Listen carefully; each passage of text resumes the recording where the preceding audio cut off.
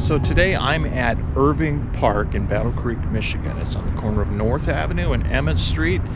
It has a lot of history. This park was built by and designed by a very prominent figure in the Parks and Recreation Department. Some really interesting history. So we're going to look into that today. So come along and join me. It's hard to imagine that at one time, the section of land we now know today as Irving Park was once the eyesore of the city. Built on land that was described in a 25th year anniversary article that ran in 1936 as a row of tumbled down shacks, some on stilts and others leaning this way and that. A stretch of dismal marsh threaded by a sickly stream and spotted by ash heaps, old tin cans, and discarded wagons. Marsh grass that grew high, harboring man-eating mosquitoes. Such were the conditions a quarter century ago where Irving Park now spreads its beauty. Idealistic citizens of the time talked of having a park here. The sanitary management were somewhat ashamed of the view of this land across the street in its backyard. After all, they had a national reputation as a health center. City health officials called the place a plague spot. Then in 1911 came the gift of 15 acres of the land by Irving L. Stone, president of the Duplex Printing Press Company. Mr. Stone stipulated in his gift to the city that it was to spend $5,000 a year for improvements for a period of 5 years. In the terms, it was to be used as a park indefinitely, and it was to be called Irving Park. It was reported that John Harvey Kellogg persuaded Irving Stone to purchase the land and donate it to the city for use as a park. The official announcement was made at a special ceremony with John Harvey Kellogg at the sanitarium. The city accepted the terms. Can you imagine if they'd asked them to call it Stone Park? Probably would have been a great place for rock concerts.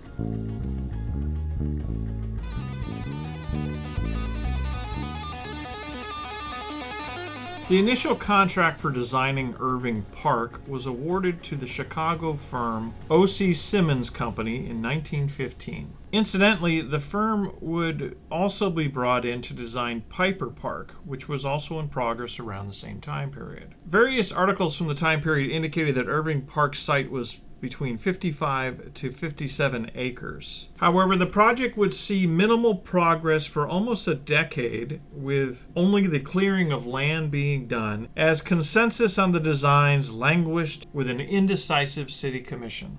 The delays in getting the Irving Park project underway were largely due to the advent of the Great War, also known as World War I, around 1914, as the city began to become involved with establishing Fort Custer. And they would remain involved with this project almost until the end of the war in 1918, as reflected in this 1917 article where residents were expressing frustration on the lack of progress on Irving Park. In 1919, however, work began moving forward as the city brought in a man named Clifton Shepherd, who owned a greening nursery in Monroe, Michigan. He had become the chief designer of the park up to that point. He would remain on the project and eventually be employed by the city for several years, even moving with his family to Battle Creek. He worked on Irving Park for over 2 decades, along with Piper Park and several of the other smaller city parks. His work included amazing landscaping, bridges, planting of trees, stone walls, walking paths, and fountains, and the pond at Irving Park. Much of his work can still be seen in the elements of the park today, although much of it also has been lost. The relationship Shepherd had with the city would eventually sour in 1932 over disagreements regarding park budgets and budget cuts, and this talented designer would eventually resign. He worked independently with the city on other projects in later years, but mostly in a role from the private sector. Clifton Shepherd passed away in 1951. For more details on Clifton Shepherd, watch my video, A History of Piper Park. I'll include the link in the description below.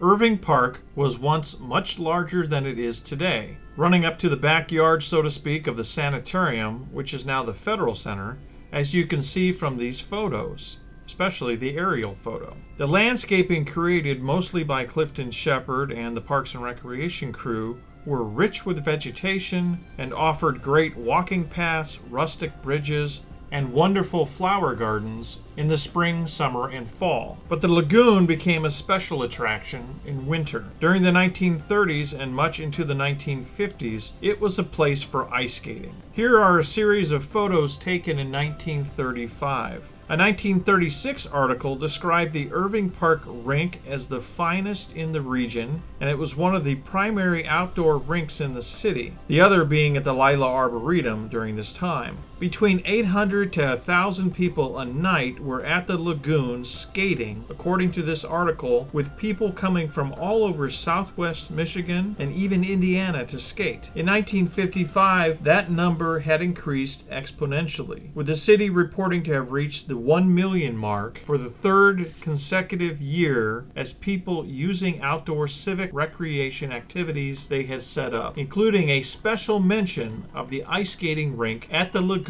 at Irving Park. In the 1936 article that I mentioned earlier, there's a very interesting quote from one of the Parks and Recreation Department officials. He says, "People don't realize how much work there is to keeping up a rink, and an artificial rink is even worse. In order to build a rink, you've got to have below zero weather and ground frozen sufficiently deep. That's why we can't keep rinks all over the city, although we'd like to have such facilities." He further described that they kept an average of 6 men on duty at the lagoon, monitoring the ice itself and any breaches that might occur and slushing. And early in the morning, they would sweep off the ice and on clear, cold mornings, spray the surface to a smooth, shining coat. He also said that a snowstorm presented a real problem. So it was almost a round-the-clock process for the city to maintain these rinks, which is quite amazing. Ice skating remained a seasonal sport in Battle Creek, and it occurred at Irving Park up until the 1980s as depicted in this ad from 1982.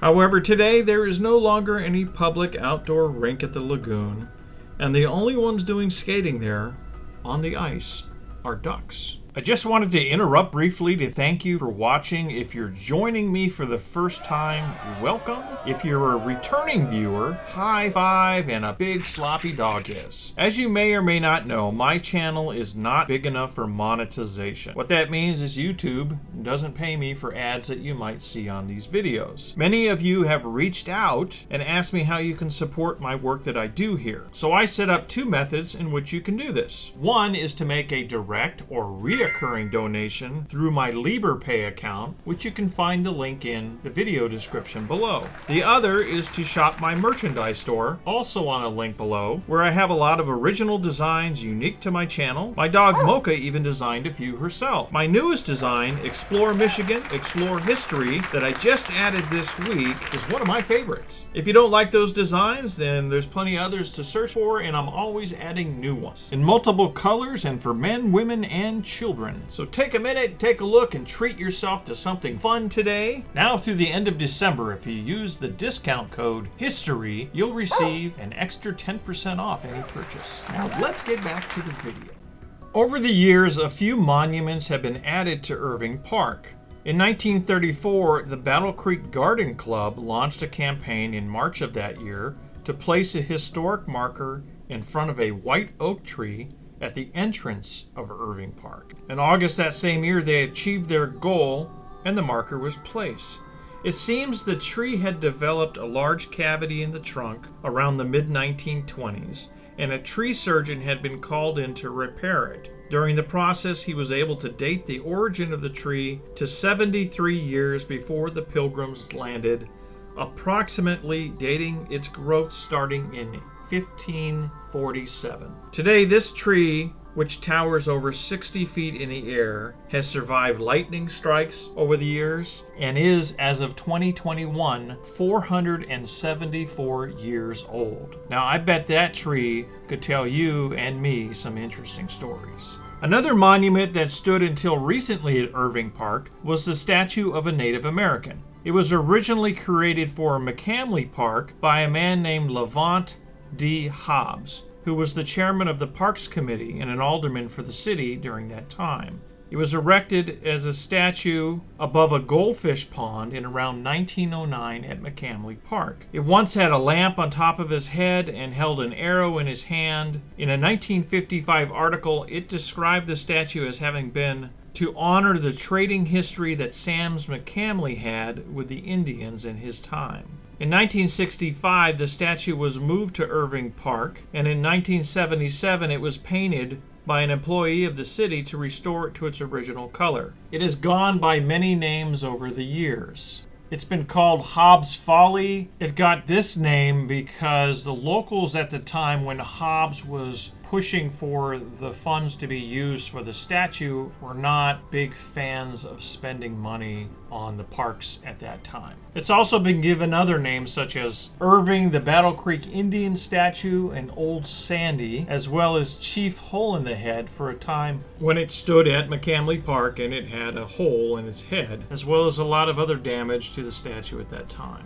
In 2021, the city took the statue down again until it can again be restored to its original condition. In the 1980s, the city of Battle Creek joined an international sister cities program, becoming a sister city with Takasaki, Japan. The Takasaki Park was established at Irving Park in 1986 with a tall wooden structure called a torii, a Japanese arch that traditionally leads to someplace special. You will also find a Japanese rock garden, a small pavilion, whose purpose is to help promote and provide a calm and quiet area. There's also a beautiful marker near the front entrance to this section of the park, which names all of the contributors who made the Takasaki Park possible. There is also a bronze circular map of the world, which reads across it, "For Eternal Friendship," built into the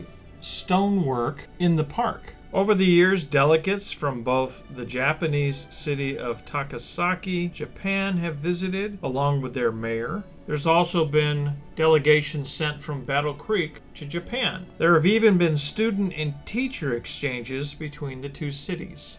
In 2018, the city of Battle Creek celebrated its 35th year of doing the cultural exchange, where 4 students from Takasaki came to Battle Creek and 4 Battle Creek students went to Japan.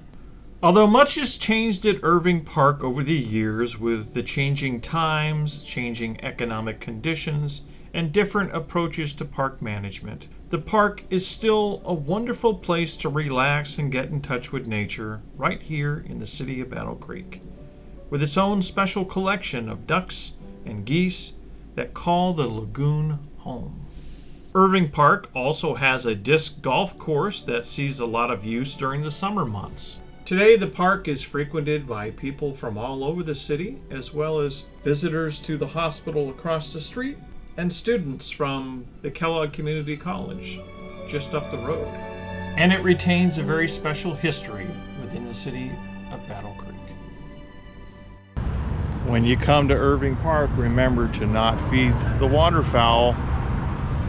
And also, that's going to do it for today's tour through the history of Irving Park. If you like today's video, please take a minute to hit the like button, subscribe to the channel, and share the video with others.